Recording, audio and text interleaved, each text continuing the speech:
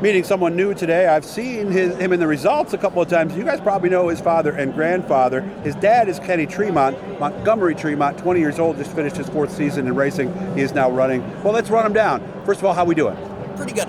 Has to be fun coming with your dad and your grandfather.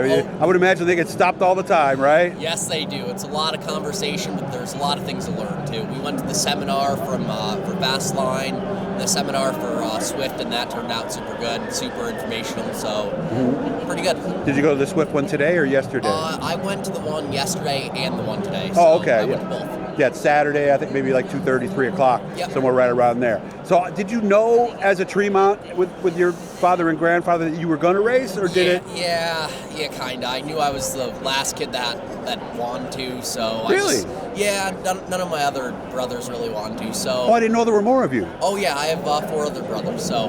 Where are you in the mix? I am the youngest boy. Oh, so you were the last chance. Yep, literally the last chance. Did any of them try it or express any interest? My second youngest brother raced for a couple of years at Devil's Bowl, but just, I don't blame him, but he didn't want to do the work. There's a lot of... I hear that a lot. It takes a lot from you. Yeah, you get maybe 20 minutes of fun in the car, but it's 20 hours of work. Exactly. It's a long time, but I enjoy it. I kind of wanted to continue the tradition, so I figured I'm the last shot, so see what I got. So when did you start Sportsman then? Would that have been 18, 19? It was in 2019, yeah. 2019. Where was your first race? So my first race was Devil's Bowl. I ran Devil's Bowl for a year. I went to Malta, then I went back to Devil's Bowl, then now I'm at Lebanon. Okay. Did you go to Lebanon right away? No. Actually, my first time at Lebanon was in a 358, so that was... 2 years ago then? Yeah. 2021. That was quite an experience, I would think as a rookie that would have to be one of the more intimidating places. Going from a Sportsman to a 358 is a lot, but going from a Sportsman at Devil's Bowl to a 358 at the Valley is a real lot. What was it like those first couple laps?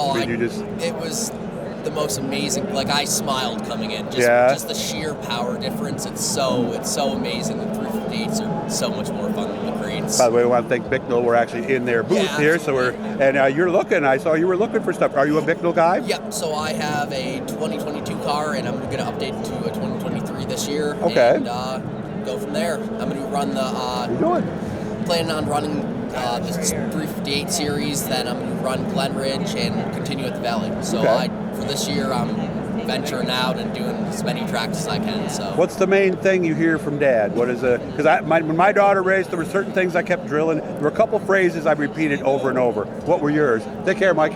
Just be smart. If you don't go faster than you can, handling wise, he more so means if you have a don't tight overdrive. car, in other words, If you have a tight car, please don't fence it, kind of stuff like that. But no, he's been. I couldn't ask for a better teacher. I would imagine. He's very technical, and anything I need help with, he's right there, and it's a blessing. Yeah, and he's taught before, so he knows how to get the information across. So it's a perfect kind of deal. Yeah. So the things I used to tell my daughter was, first of all, the biggest thing I always told her, have fun. Yep. Yes. That's the 2 biggest things. Those are the 2 biggest things you have to worry about. The other thing I told her, this was the second thing, if you're driving a 4th place car, finish 4th, don't wreck it going for 3rd. Yeah, exactly. Yeah, but you and I have seen people do that, right? And no, you're not faster. You're not going to get by. Take the top 5, go home, get better. And know your piece, learn it, and then just lap time. Seat time, seat time is everything for these things. There's no way you're going to run with the best if you can't race as much as them. Gotcha. So, I see some other racers here with their kids. Was that you when you were 5, 10, 15? Yeah, going with Dad? I can't remember missing a convention, a Super Dirt Week, or anything as a kid. So, no, I mean, since the bug bit me when I was little, so I think my dad had a feeling that I was going to, so, I don't know. And I talked to other people like you who grew up around this. You eventually get to the point where you race against guys you admired as a kid. That's got to be tough, right?